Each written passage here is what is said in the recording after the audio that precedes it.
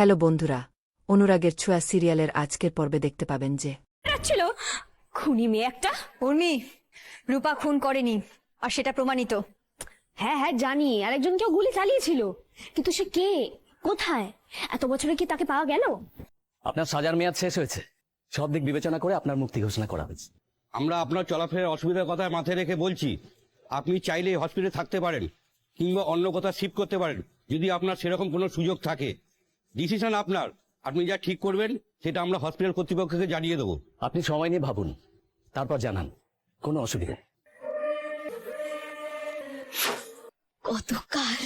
কত বছর ধরে আমি এখানে ছিলাম, আটকে ছিলাম, এই খাটটায় শুয়েছিলাম, একটাই আশাতে যে আমি এখান থেকে বেরোতে পারবো, আবার তোর কাছে যেতে পারবো সূর্য। এই ছিল আজকের পর্ব। পরবর্তী পর্ব দেখতে আমাদের চ্যানেল সাবস্ক্রাইব করে রাখুন।